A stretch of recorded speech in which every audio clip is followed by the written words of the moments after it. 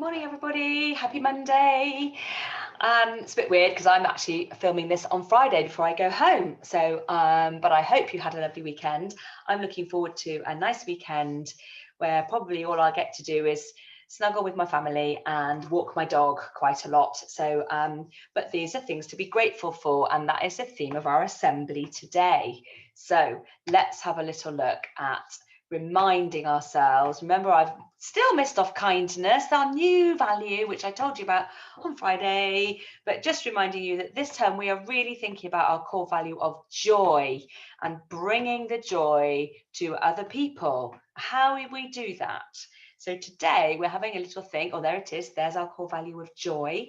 And hopefully you will have already thought of some ways that you bring joy to other people. Maybe it's just by listening to them, and maybe it's by smiling at them, maybe it's by sharing something with them, maybe it's by helping them in some way. But really try hard, whether you're at home or at school, to think about the ways that you are the person bringing joy to somebody.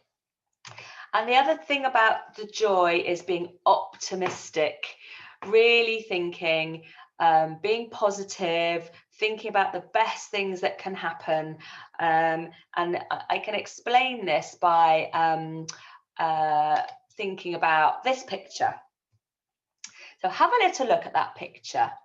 And maybe if you're watching this at home, you can have a chat with your brother or sister or your parent. Or maybe if you're watching it in the classroom, you can have a quick 20-second chat with somebody about this picture. So what do you think this picture has got to do with optimism? Just have a little think. Maybe you've heard this before about the glass being half full, the glass being half empty. Have a look at the picture. Are they any different? What do you think? 30 seconds.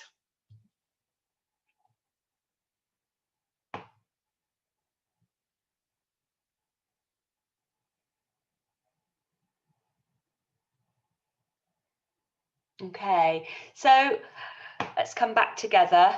I wonder if any of you have, it's difficult, isn't it? I'd love to be in the room with me so I can actually listen to what you have to say. But so this is about being optimistic. So if you look at these pictures, they are the same. There is the same amount of water in each glass. But some people would say, I've got this glass of water and it's half full, which makes it sound really good. But some people would say, oh, and that, so if you're thinking about this one, you're thinking about all the water that you've still got in your glass, it's left to drink. So that's a positive outlook. It's half full. But you could look at the same glass and think, oh, it's half empty. I've only got this much left and this much has gone already. Can you see the difference between the two states of mind, and how this one is a more positive, oh, look how much water I've still got left, yay, that's exciting, and this one is, oh, I've only got this much left, that's more negative. And it's, we try really hard to be a glass half full person, and so that's another thing to really try to be thinking about your positive attitude, your attitude, what we're going to call later on our attitude of gratitude. See what I did there? So half full, half empty, try and be that half full person, try and keep that positive attitude as we go through the weeks. So I wanted to talk to you today about this book.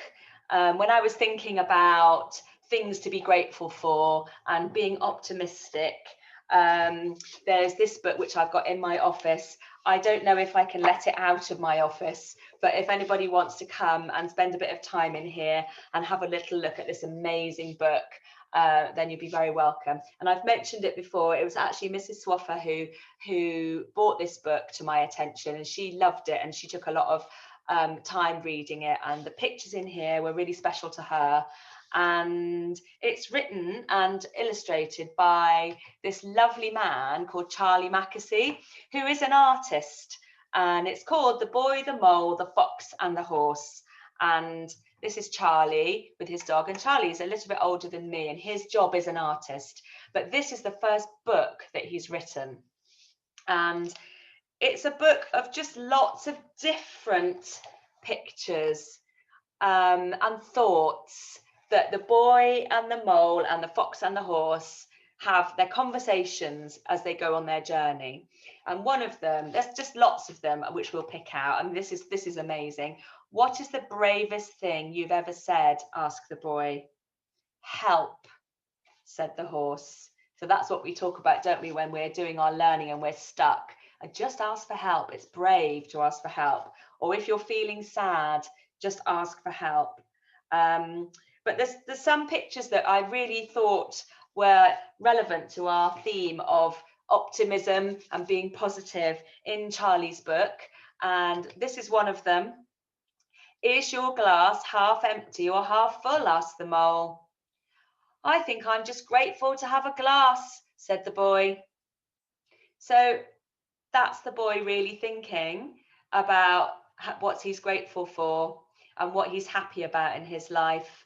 And he's really not even thinking about the water in the glass. He's just grateful to have the glass. So that's one of Charlie's pictures, which is in this book that you could have a look at if you wanted to.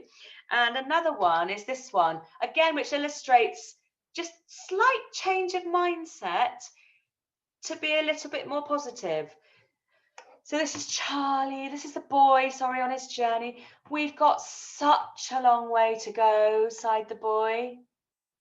Yes, but look how far we've come, said the horse. And that reminds me a little bit of the hippopotamus on his journey. But yes, you've still got a long way to go, but you've come a long way as well. Turn around and look what you've achieved. You might be struggling with something, but I bet you've come further than you did maybe a year ago if you think about what you've achieved. So maybe it's with your learning. Maybe a year ago you weren't very good at your times tables. You still don't know them all, but you've learned more than you had a year ago. So make sure you try and have that positive mindset. That look how far you've come. Look what you've achieved. So that's another of Charlie's lovely pictures. And just going back to Charlie, so I follow him on Instagram, and you can tell in his he looks like a kind person, doesn't he? So what Charlie does is he might take actual whole copies of the book, and sometimes he might just take one picture that's black and white. This is, let's find a black and white picture.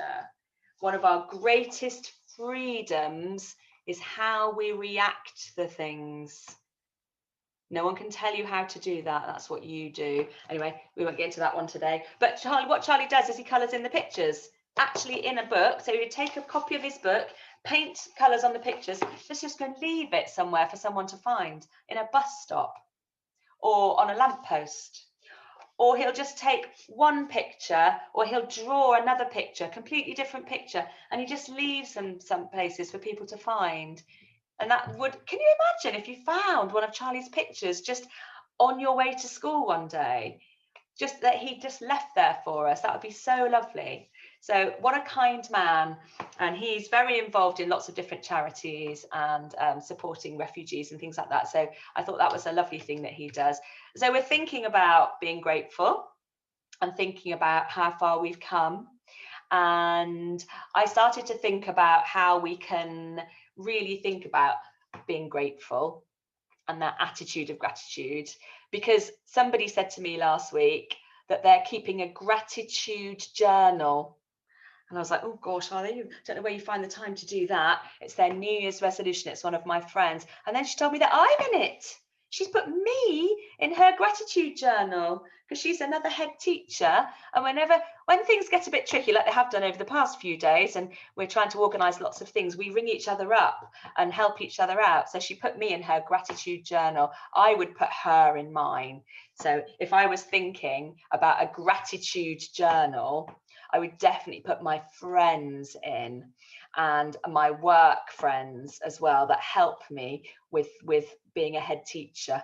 So that would be something I would put in. And I was thinking about lots of other things I would put in. You know, even in lockdown, I can still go for a walk with my dog. I'm grateful that actually, even though my children are really annoying, don't tell them I said that, they're all at home, which I do like. And they even cooked tea the other night, my children, while my husband and I sat down and had a little chat. So the kids cooked tea, so that was great. But I started to think about how you might think about a gratitude journal. And I found some examples of just trying to think of what we're happy about, what brings us joy, and why we feel lucky. And I thought this was a nice one, what you might feel lucky about. I am so lucky, and this is just one reason why. So you might be lucky that you've got a comfy bed to sleep in and a nice warm duvet, or you might be lucky that you're actually allowed to come to school at the moment. And then something you can do to make today great. So think about what you can do to make today great. If you're at home, can you do something really helpful that would make your mum or your dad or whoever you live with say, oh, thank you, that's amazing, that's really helpful. Like when my children cook tea. Might be just something really small, like putting some things away from the dishwasher, or clearing the table, or laying the table, or tidying up a little bit. But think about what you can do to make that day great. Because if you're thinking about that, the people around you are going to feel joy. And in the evening, think about what you have done and go back thinking about your day. What act of kindness did you do? So really think about your day in the evening. And then one of these things we've talked about before about making mistakes. You could think about, oh, how did I learn today? What mistakes did I make today? Like me just flicking through the PowerPoint too quickly so you can see what's coming. And then there's another one, again, a way of just thinking about what you're grateful for. So 3 things to be thankful for. I was thankful actually really this morning that it wasn't snowing, because I didn't want to have to come to school in the snow. And I'm thankful because my niece has just had a coronavirus test and it was negative.